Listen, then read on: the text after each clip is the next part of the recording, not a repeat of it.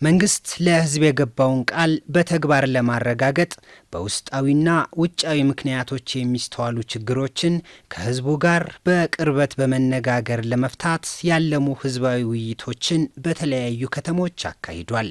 በአዲስ አበባ ከተማ የተጀመረው ህዝባዊ ውይይት አሁን ደግሞ በኢትዮጵያ የተለያዩ አካባቢዎች በሚገኙ 24 ከተሞች የጉባ ብስራቶች የመደመር መንግስት ትሩፋቶች በሚል መሪ ቃል ተካሂዷል።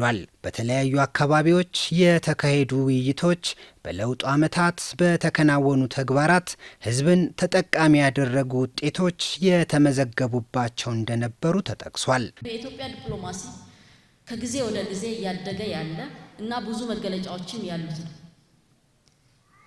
ይሄ እዚህ አዳራሽ ውስጥ ያለ ሰው ያለፈውን እየረሳ አዲስ ነገር ብቻ መፈለግ አለበት ብዬ አላምንም።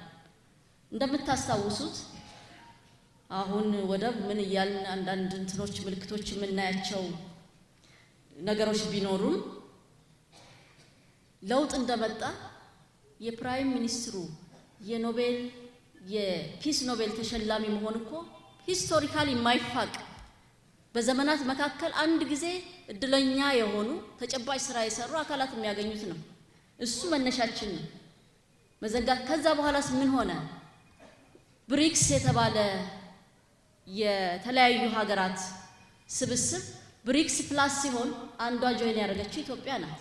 የሆነችው ደግሞ ያለ ምክንያት አይደለም። ኢትዮጵያ በማደግ ላይ ያለች ፕሮሚሲንግ የሆነ ኢኮኖሚ ትራንስፎርሜሽን እያደረገች ያለች ሰፊ ህዝብ ያላት በምስራቅ አፍሪካም ተጽዕኖ መፍጠር የምትችል ትልቅ ሀገር ስለሆነች በዚህና መሰል መመዘኛዎች የገባች መሆኑ ነው። በሁሉም መስክ ጉልህ አሻራ በማስቀመጥ የኢትዮጵያን ብልጽግና ለማረጋገጥ የሚያስችሉ ተግባሮች በመፈጸማችን ኢኮኖሚያችን እየጎለበተ ዲፕሎማሲያችንና ተቀባይነትን በዓለም አቀፍ ደረጃ እያደገ መጥቷል። በያዝነው ዓመት መጀመሪያ ላይ የታላቁ ህዳሴን ግድብ መጠናቀቅ ተከትሎ የምስራቅ አፍሪካ ጂኦፖለቲክሱ ከመቀየር ባለፈ በምረቃ ስነ ስርዓቱ ላይ በክቡር ጠቅላይ ሚኒስትራችን በክቡር ዶክተር አብይ አህመድ የኢትዮጵያን ማንሰራራት የሚያመለክቱ አዳዲስ ብስራቶች ተበስረዋል። ምቹ ያልሆኑ በርካታ አካባቢዎች ሰፍተው ያ የተደበቀው ውበታቸው ወጥቶ እያንዳንዱ ቦታ ላይ የነበሩ ነገሮች በመለስተኛ ጥገና ሳይሆን መሰረታዊ ሊባል የሚችል ስራ የተሰራባቸው ሆኖ አግኝቸዋለሁ። እንደዚህ አይነት ስራዎች ዝም ብለው የሚመጡ አይደሉም። እንደዚህ አይነት ስራዎች ህዝብና አመራር የሰመረ ስምሪት፣ ቅንጅት፣ አብሮነት ማረጋገጥ ሲችል ብቻ ነው ያለምንም ኮሽታ እውን መሆን የቻለ። ክልል፣ ዞን፣ ወረዳ፣ ህዝብ፣ መንግስት በፌደራል በክልል ደረጃ በተለይ መንግስትና ህዝብ ተቀራርቦ የሚሰራ ከሆነ ሁሉንም ነገር እያሻነፍን እናሄዳለን። ትልቅ ስራ የሚጠበቅብን ያለንን አቅም በሙሉ አሟጠን መጠቀም ነው። ስለዚህ በግብርናው፣ በማዕድን፣ በቱሪዝም፣ በኢንዱስትሪ በሁሉም ዘርፍ አቅማችንን መጠቀም አለብን። መላ ሀገራችንና ክልሎቻችን፣ መላ ከተሞቻችንና ገጠሮቻችን፣ መላ ቅርሶቻችንና የቱሪዝም መዳረሻዎቻችን የአስደናቂ ልማትና ስኬት ተምሳሌት ለማድረግ ጅምር ስራዎች እየተከናወኑ ይገኛሉ። መላ ህዝባችን ንቁ ተሳታፊ ብቻ ሳይሆን ግንባር ቀደም ተጠቃሚ ማድረግም የሂደቱና የውጤቱ ባለቤት እያደረግን እንገኛለን። ከፍተኛ የህዝብ ተሳትፎ በታየባቸው ውይይቶች መንግስት በሀገሪቱ የሚያከናውናቸው ፕሮጀክቶች የኢትዮጵያን ብልጽግና የሚያረጋግጡና የህዝቡን የኑሮ ደረጃ የሚያሻሽሉ በመሆናቸው እንደግፋቸዋለን በማለት ከመንግስት ጎን እንደሚቆሙ ተሳታፊዎች ተናግረዋል። በተለይም በቱሪዝም፣ በግብርና፣ በከተማ ገጠር ኮሪደር ልማት እንዲሁም በሌሎች የልማት መስኮች በተከናወኑ ተግባራት ተጠቃሚ መሆናቸውን በመግለጽ ልማቱን ለማገዝ የበኩላቸውን እንደሚወጡ ቃል ገብተዋል። ታሪክን እንደገና ማደሱ እንደገና ማስቀጠሉ ያለው እጅግ በጣም የሚመሰገን ነው። በተደጋጋሚ እኔ እናገራለሁ። እኛ እጅግ በጣም ደስተኞች ነን። ሻመት ይኑሩልን ብለን እናመሰግናቸዋለን። ሆነ ለመናገር ይሄ ቤተ መንግስት ከተወሰነ ዓመት በኋላ ልናገኘው አንችልም ነበር። አሁን ያለማችሁልን ታምራዊ ለውጥ ነው። እጅግ በጣም እናመሰግናለን። ባለፈው ፋሲል ግንብ ሊመረቅ መጣው ጠቅላይ ሚኒስትራችን እስከ ባለቤታቸው አራዳን ደግሞ አሁን ነገታ ያላችሁ አበባ በርታ ውብና ተውባ ያለው ያሉትም አሁን እየተሰራ ደስ ይላል። ይሄን ሁላችለው አንድ ወጣት እውነቴን ነው በሳቸው እድሜ ያለ እኮ ነው አሁን የሚዘርፍ በሳቸው እድሜ ያለ እኮ ነው አሁን ባቶች ያላቸው እድሜ ያለ እኮ ነው አሁን ወጦ አገር የሚበጣብጥ ያለ። ይሄን ልቦና ይስጠው ልጁን ልቦና ይስጠው። እኔ ሙት ይታመም አይደለም ልብ ይስጣቸው ይመለሱ ወደ እናታቸው ወደ አባታቸው ወደ ህገ መንግስታችን ይመለሱ ነው ምለውና እኔ የማቀርበው በጣም ልማቱ ደስ ብሎኛልኝ። ፋሲል ግንብ ብቻ ነው ከዚህ አዘዞ ጎንደር እንዴት ብለን ነው ምናደ የለበር እና ልማቱ በጣም ደስ ይላል። ሰላም ይቀድማል። በዚህ በጎድን ችግር በጎድን ልማት እንዲሁ ነው ተሰርቶ በማየት እኔ በጣም እኔ በዚህ እድሜ ደስ ብሎኛል። የህዝብን ትርታ የህዝብን ችግር በማየቱ መልካም የሆነ ስራዎችን ሲያስጀምር አይተናል። አየር መንገድን ደንቢሎጅን በታሪክ አጋጣሚ ይህን ስራ አስጀምሯል። ብዙ የምንሞግትበት ነገር አለ። ኢትዮጵያ በልጽጋለች፣ ኢትዮጵያ አድጋለች፣ ብዙ እቅድ አውጥታለች። አሻጋሪ አመራሮችም አሏት። እነዚህ አሻጋሪ አመራሮች እስከታች ድረስ ስራ ሰርተው እስካላነቃቁት ድረስ ላይ ብቻ አሁን በመናየው ሁኔታ የበሰለ ሰነድ ቀርቦልናል። ያንን ብቻ ብንይዝ መልካም አይመጣም። በመጀመሪያ የተሰራን ያየ የማያመሰግን ሰው አይደለምና ከጠቅላይ ሚኒስትር ዶክተር አብይ አህመድ ጀምሮ የተከበሩ ፕሬዝዳንታችን ኦርዲን በድሪ እኔ ሁሌ የምለው ነገር የሁለቱም አካሄድ አንድ አይነት ነውና በጣም ላመሰግናቸው ወዳለሁ። በልማቱ በሰላሙ በአንድነት በህብረት ነው መስራት የተያዘውና በሐረሪ ክልል ላይ ደግሞ ከእኔ ይሄ ነው ማለት አልፈልግምና ከፕሬዝዳንቱ አንስቶ እስከ ቀበሌ ያሉ እስከ ሊቀመንበር ድረስ እስከ ህዝቡ ድረስ በአንድነት ነው እየተሰራ ያለው። አንዳንድ ነገሮች አሉ። እነሱ ምንድነው ማየት ይሄ ልማት ማየት የማይፈልግ እርኩስ ሰው ማየት የማይፈልግ ማየት አይፈልግም። በቃ ተከርኗል፣ አይምሯቸው ተከርኗል ማለት ነው። እና ይሄን ያላመሰገኑ ሰዎች ኢትዮጵያን እናሳድጋለን ለማለት አይችሉም፣ አያሳድጓትም። ስለዚህ እቺ ወደ እድገት ማማ ማደግ የያዘችዋን ሀገር ቁልቁል ለመሳብ የሚፈልጉ ጠላቶች የኢትዮጵያ ህዝብ አልሰማቸው።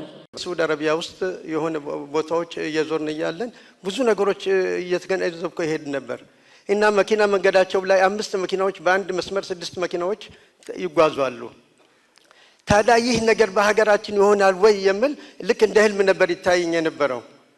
ግን ዛሬ በሐረር ከተማ ላይ የምሰራው ስራዎች ሌሊት ተቀን የምሰሩ ስራዎችን በአካልም ሆነ በእንትን እየተከታተልኩ ብዙ ጊዜ እየዞርኩ ያለው እና ይህ በጣም ሀገራችንን እየለወጠ ያለ ሁኔታ ወደፊትም እንደሚቀጥልልን በጣም ከአላህም የምንጠብቀው ነው።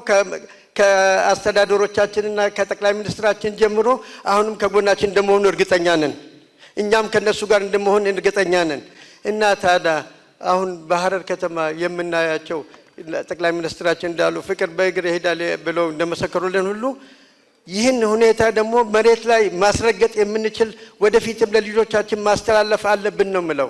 በኢንዱስትሪ ዘርፍ ቅድም ሲባል እንደነበረው ጨው አለ።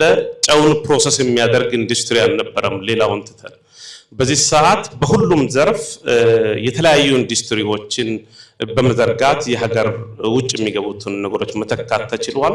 ስለዚህ በዚህ ሰዓት በሁሉም ዘርፎች ክልሉ ባለው ፖቴንሻል ፕሮሰስ የሚያደርግበት ኢንዱስትሪዎችን መክፈት ስለተቻለ እሱንም ተጠናክሮ ቢቀጥል የሚል ነው። ማንነት ጥያቄያችን ምላሽ ያገኘው በብልጽግና ፓርቲ ነው።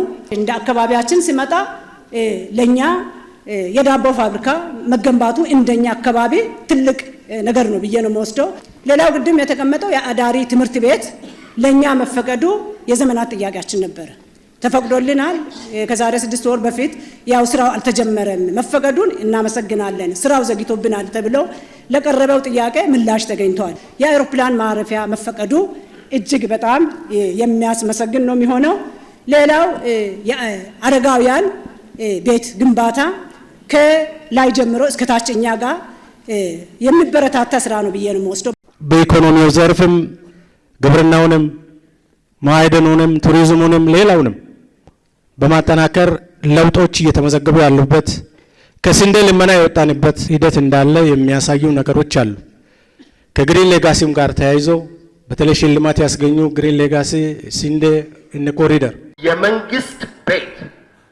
የመንግስት ቤት የድሃ እናቶችን ቤት ሲያፈናቅል የነበረውን ፓርቲው አይኑ በደንብ የበራ ስለሆነ አይቶ የወሰደው እርምጃ አለ።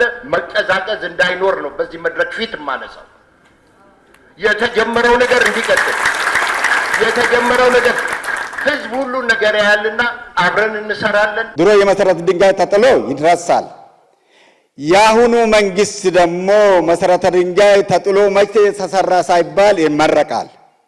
ይሄ በጣም ያስደንቃል። በከተማ ያለው ድንቅ ፕሮጀክትና ኮሪደር ወደ ገጠር ወደ አካባቢ ከተሞችም እንዲዛመት በዚህ አጋጣሚ እንዲያዝልኝ ይፈልጋል። በከብት ማርባት፣ በዶሮ እርባታ በመሳሰለው ለውጥ አለ። ብዙ እንደተሰራ ነግረውናል። ቁጭ አልተባለም። ብልጽግና እየለፋ ነው፣ እየሰራ ነው።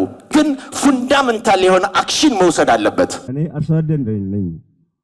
ከአርሶ አደሩም የሲንዴ ልማትን የበጋ ሲንዴ ልማትን አምርቼ ኤክስፖርት ያደረኩ ሰው ነኝ እና ለዚህ ነው ብልጽግና ማለት እኔ ነኝ። የባህር በር ለኢትዮጵያ የህልውና ጉዳይ በመሆኑ የተጀመረው ትልቅ ተስፋ የተሰነቀበት ጥረት በውይይቱ ከተነሱ አንኳር ጉዳዮች መካከል ይጠቀሳል። የወጣቶች የስራ ዕድል ፈጠራ፣ የህብረተሰቡን የማህበራዊና ኢኮኖሚያዊ ተጠቃሚነት የሚያረጋግጡ የልማት ስራዎችና የመልካም አስተዳደር ችግሮችን ለመቅረፍ አበረታች ስራ እየተሰራ ቢሆንም ለዘላቂነቱ የህዝብና የመንግስትን ጠንካራ ጥረት እንደሚጠይቅ የውይይቱ ተሳታፊዎች አንስተዋል። የታጥነት ችግሮች አሉ እና ያንን የማስተካከል የሚሰጥበትን መንገድ በፍጥነትና በቶሎ ቢደረግ።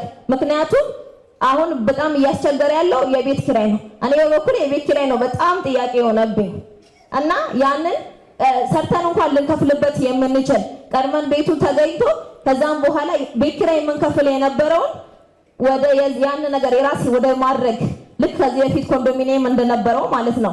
የዛ አይነት ቢደረግልን ህዝብ በርዋቀ ህልው ሂኮሬይ ከለውጡ በፊት ክልላችን በሁሉም ነገር ዝቅተኛ ደረጃ ላይ ነበር። የጸጥታ ችግር ነበረበት። ከለውጡ በኋላ ከፍተኛ ስራዎች ተከናውነዋል። ምንም እንኳን ወደፊት ትኩረት የሚሹ ነገሮች ቢኖሩም ከተሰሩ ስራዎች የጎዴ ተርሚናል ኤርፖርት አንዱ ነው። የውሃ ችግርም ተፈቷል። ሌሎችም የተፈቱ ችግሮች አሉ። በቀጣይ በጎዴ አካባቢ የሚለማው የመስኖ ልማት ትኩረት ቢሰጠው ጥሩ ነው ብዬ አስባለሁ። amniga aan maanta haysana alxamdulilah baan leenahay። መንግስት በርካታ ስራ ሰርቷል። እኛ ሰላም አግኝተናል። ለመንግስት ምስጋና ማቅረብ እንፈልጋለን። የተገኘው ሰላም ዘላቂ እንዲሆን ሁላችንም የበኩላችንን ድርሻ መፈጸም አለብን። የሰላም ዘቡ ህዝብ ነው፣ ለመንግስት ብቻ የሚተው አይደለም። በሌላ በኩል መንግስት ከፍተኛ መሰረተ ልማት እያስፋፋ ይገኛል። በከተማችን ያለው የኃይል አለመዳረስ ሊታሰብበት ይገባል። በጎዴ አካባቢ የሚመረተው የእርሻ ልማት ውጤቶች እንዳይበላሹ የማከማቻ ቀዝቃዛ መጋዘን ያስፈልጋል።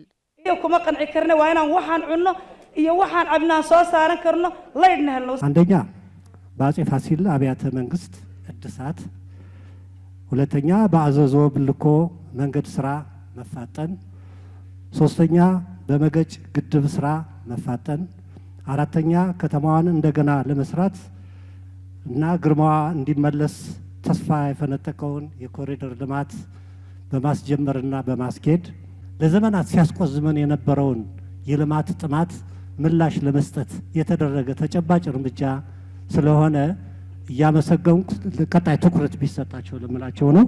አንድ የውሃ ችግር የጎንደር ከተማ መሰረታዊ ችግር ነው። ይህን ታላቅ መንገድ ድልድይ ያስፈልጋል ብለን ብዙ ጊዜ ጠይቀናል። ይሄ መንገድ ብዙ ጊዜ ታቅዶ ብዙ ካቢኔ ሄዶ አይቶ እስካሁን ድረስ ምላሽ አልተሰጠም። በክልልም በአገር አቀፍ ደረጃ ወጣቱን ትኩረት ያደረጉ የስራ ዕድል ፈጠራ ቢፈጠርና እንደዚህ አይነት ችግሮቹ ደግሞ በትንሹ ብናቀርፈው ዛሬ ላይ የምናያቸው ስደት፣ ሁለተኛ ደግሞ ዛሬ ላይ የምናያቸው ህገወጥ የሰው ንግድ ያን ያክል አይከሰትም ባይነይ። አየር ማረፊያ ተጀምሮ ለጉብኝትም ብዙ ሰዎች እየሄዱ ነበርና ምንም የሚታይ ለውጥም የለም። አሁን ፕሬዘንት በሚደረገው መሀልም ስለ አየር ማረፊያ የተነሳ ነገር አልነበረምና ወዴት ደረሰ? በጣም ሰው ኢንተረስት ሆኖ ይገርድ ሆኖ የሚጠብቀው ነገር ቢኖር ስለ አየር ማረፊያ ነው። በወላይታ እንደ ወላይታ ከ200 ሺህ በላይ ማስተርስና ዲግሪ ያላቸው ስራ አጦች ስላሉ ቢያንስ ያ አየር ማረፊያ ወደ ተግባር ወደ ስራ ቢገባ የስራ አጦችን ቁጥር ይቀንሳል። ሀገር ደረጃ ያለው የሰላም ጉዳይ ላይ ትኩረት ቢሰጥ፣ አሁን የምናወራ ልማት፣ አሁን የምናወራ ትሩፋት እጅግ በጣም ሰላምን የሚፈልግ ነው። እኛ እንደ ሰላም ወዳድ ህዝብ ሆነን ነው የምንናገረው። በእኛ ምድር ደም አይፈስም፣ ሰው አይሞትም። ደግሜ እናገራለሁ። ይሄ ደም አይቆረጥም። እኔ በከተማ ህዝብ ስም እንደው አደራ የምለው ምንድነው፣ መንግስት አሁንም የጀመራቸው ከእነዚህ መሳሪያ አንስተው ከሚዋጉ አካላት ጋር እየተደረገ ያለው የስምምነት ሂደት መንግስት ያለውን አቅም በሙሉ በመጠቀም የሰላም ጥሪው አሁንም ቢሆን ቢጠናከር። ወልቂጤ ሆስፒታል ላይ እየተገነባ ያለ 8 ዓመት ያስቆጠረ ሆስፒታል አለ። ህዝቡ ሆስፒታል ይፈልጋል፣ ልማት ይፈልጋል። የልማቱ ደጋፊ ነው። ብልጽግና ተቀብለው ካቀመሉ ብሔሮች አንዱ የጉራጌ ማህበረሰብ ነው። ግን ደግሞ ልማት ተጠምቷል፣ ልማት እየጠየቀ ለዚህ ሆስፒታል ምላሽ እንፈልጋለን።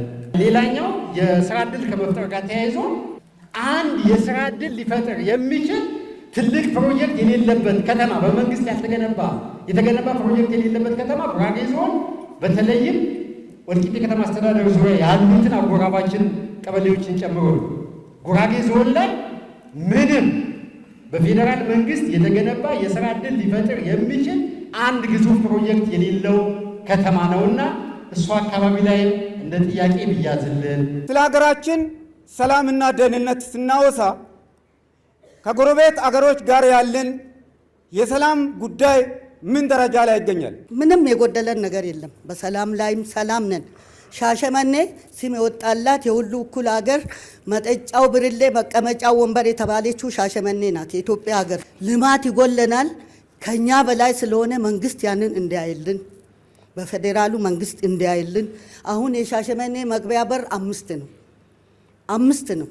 ከ5ቱ ይሄ የባሌ መስመር እስፋልት የለውም፣ አልተሳካም። መውጫ መግቢያ የለውም። በተለያዩ አካባቢዎች የውይይት መድረኩን የመሩት የፌዴራልና የክልል የስራ ኃላፊዎች መንግስት ከህዝብ የተነሱ ጥያቄዎችን ደረጃ በደረጃ ለመመለስ ቁርጠኛ መሆኑን ገልጸዋል።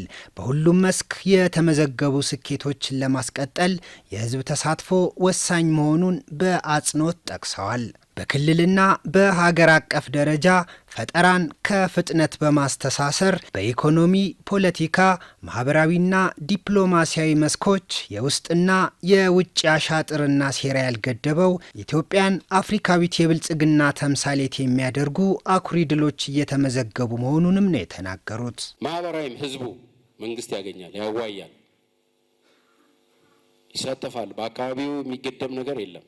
የረንዴር ችግሮች ይኖሩ ይሆናል እንጂ ማረስ አትችልም፣ ይሄ መሬት ያንተ አይደለም የሚባል ሰው አለ እንደ? የለም እኮ። የዋጋ ንረትና ኑሮ ውድነትን ለመቅረፍ መንግስት ያደረጋቸውን ነገሮች ደግሞ ማወቅ ያስፈልጋል። የድሃ ቤትን ለመስራት ከፍተኛ ጥረት አድርጓል።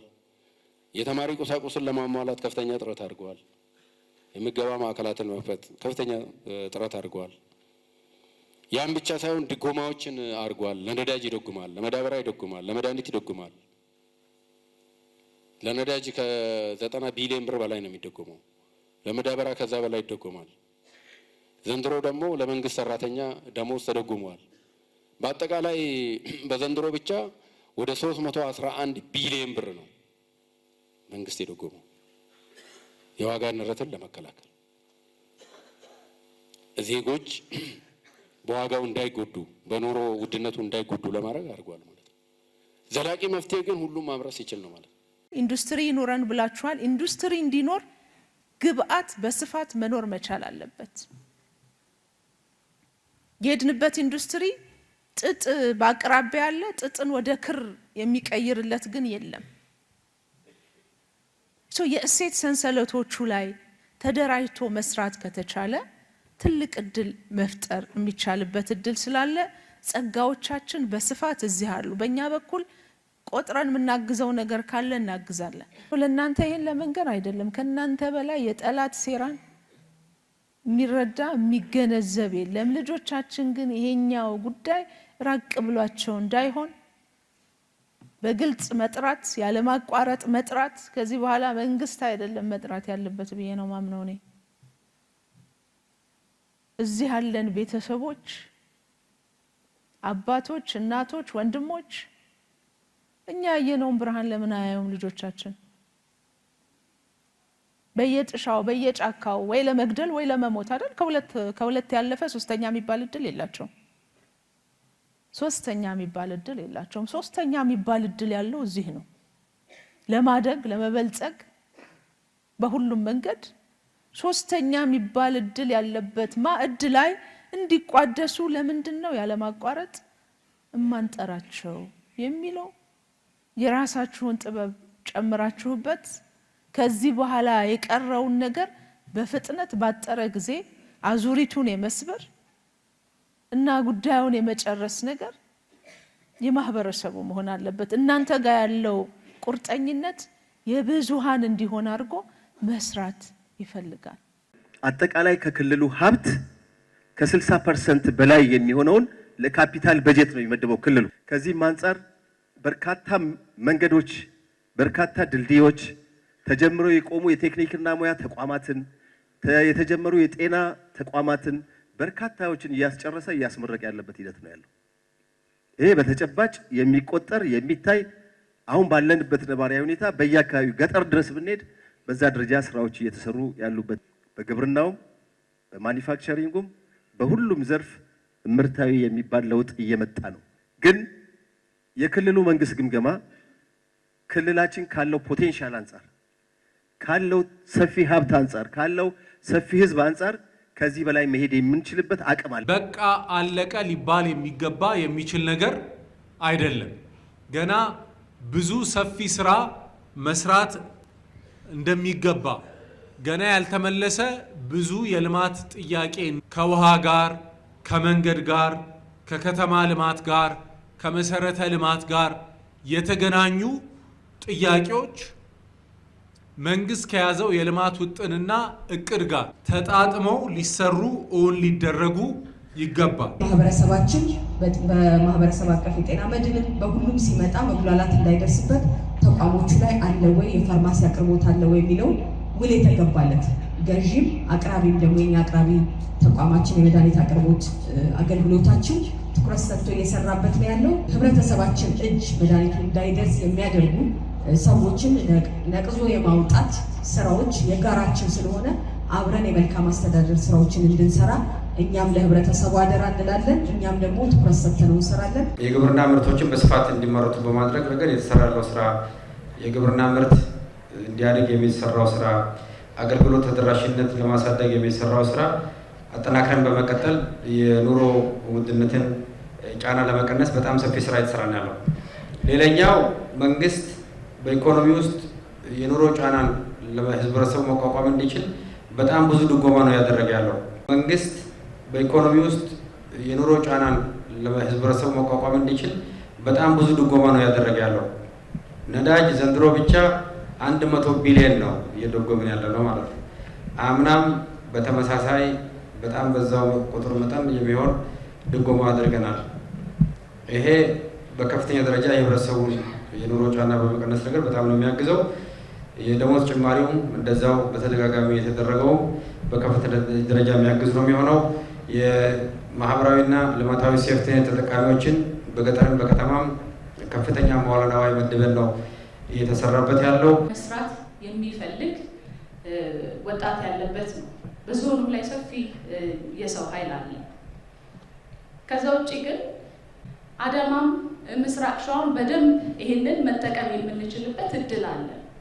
ለዚህ ምቹ የሆኑ መሰረተ ልማቶች ያስፈልጉናል። ብልጽግና የተጀመሩ ፕሮጀክቶችን መጨረስ ብቻ ሳይሆን አዳዲስ ሰፋፊ የሚባሉ የብልጽግና ምሳሌ ፕሮጀክቶችንም ቀርጾ እየሰራ ነው ያለው። አንዳንዱም ጨርሰዋል። ህዳሴን የሚያክል ከውጭም ከውስጥም ከፍተኛ ፈተና የነበረበት ፕሮጀክት ያጠናቀቀው ያው በጋራ ከእናንተ ጋር በመሆን ነው። ሌሎች አዳዲስ ኢኒሼቲቮች ጀምረን የጨረስናቸው ከገበታ ለሸገር ጀምረን ገበታ ለሀገር ብለን ገበታ ለትውልድ ብለን በሙሉ የሀገሪቱ አካባቢዎች ያሉ ሀብቶችን እየለየን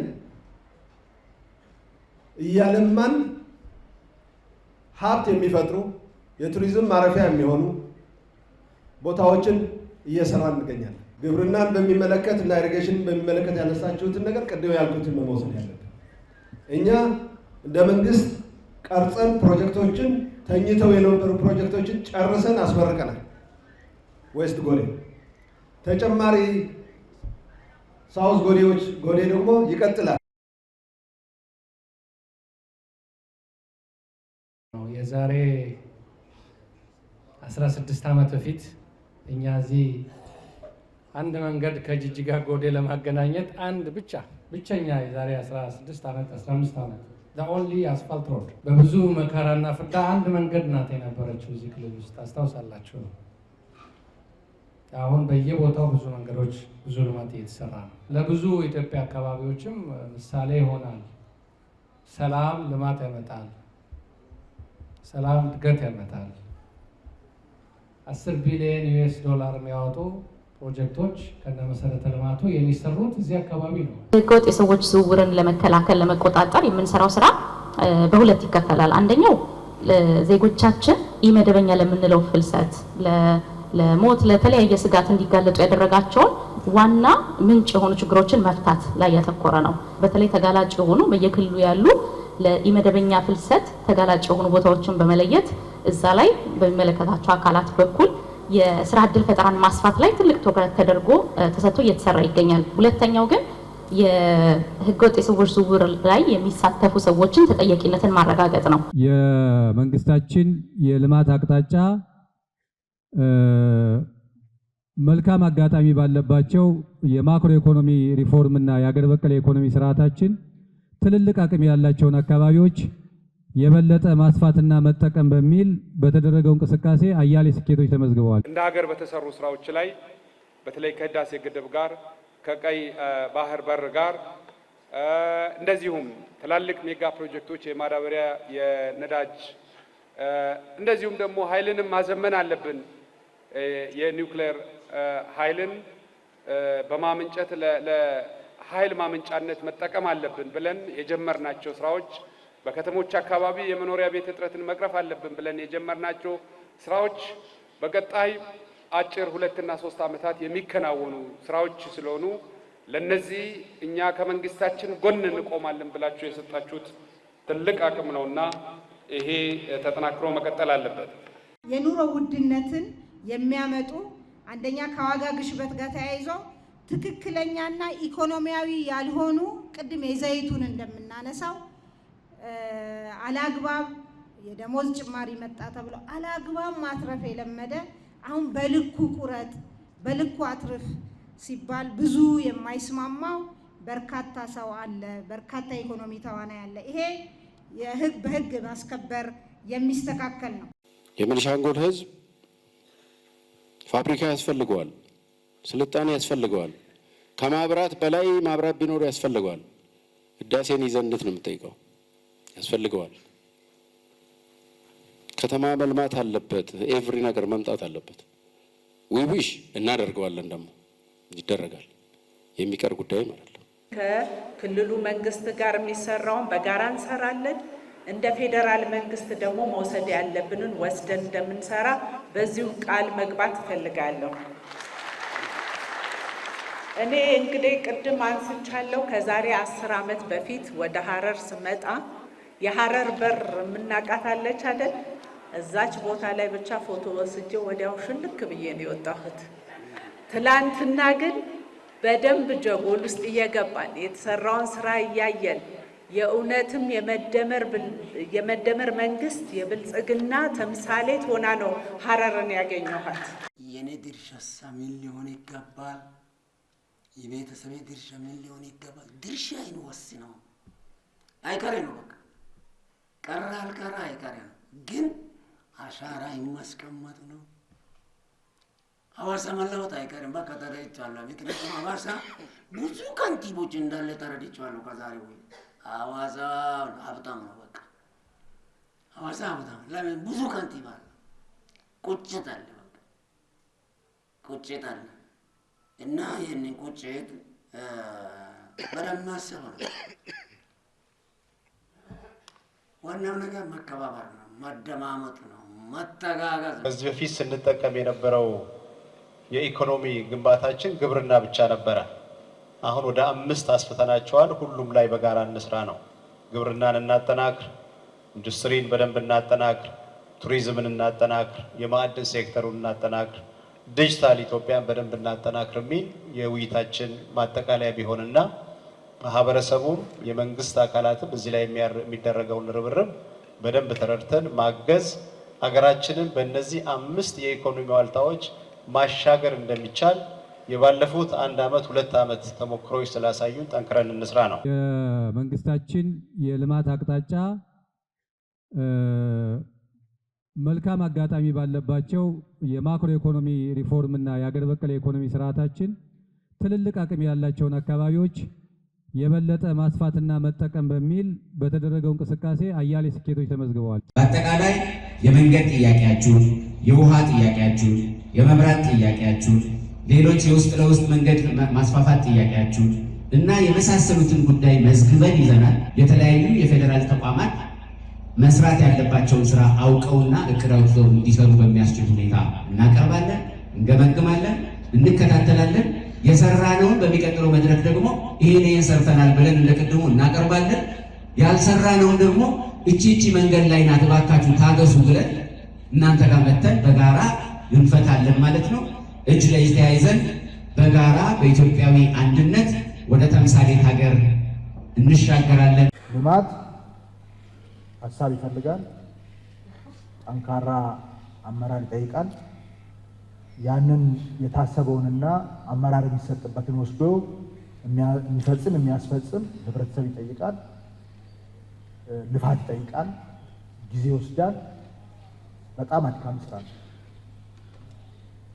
ይሄ አድካሚ ስራ በህብረትና በአንድነት ነው መፈጸም የሚችለው። ስለዚህ ይሄንን በእናንተ በከተማችሁ ውስጥ በከተማ አስተዳደር በዞኑ አጠቃላይ በህዝቡ ቅንጅት ከፍተኛ ስራ እየተሰራ መሆኑን ተገንዝበናል። ያንን መታዘብ ችለናል። እያንዳንዱ ሰው ለሰላም ዘብ መቆም አለበት። መንግስት ህዝብን በተለያየ መንገድ አደራጅቷል። ሚሊሻ አደራጅቷል፣ ጋቸነ ስርና አደራጅቷል፣ ፖሊስ አደራጅቷል። ካነሳችሁት ጉዳይ በአጭር ጊዜ የሚፈቱትንም ረዥም ጊዜ የሚፈቱትንም ለይተን የእቅዳችን አካል አድርገን ከእናንተ ጋር እየተመካከርን የምንሄድ ይሆናል። ሁላችንም ተባብረንና ተቀናይተን የምንሰራ ከሆነ የኢትዮጵያን ሁለንተናዊ ብልጽግና ማረጋገጥ እንችላለን። በቀጣይም መንግስት በህዝብ ተሳትፎ ህብረ ብሔራዊ አንድነትን የሚያጎለብቱ የልማት ተግባራትን አጠናክሮ እንደሚቀጥል አመራሮቹ ገልጸዋል። ባለፉት ዓመታት በተከናወኑ የልማት ስራዎች ከፍተኛ ውጤት መመዝገቡን ጠቅሰው ድህነትና ኋላ ቀርነትን ለማስወገድ በሚከናወኑ ተግባራት ህዝቡ የሚያደርገውን ድጋፍ አጠናክሮ እንዲቀጥል አሳስበዋል።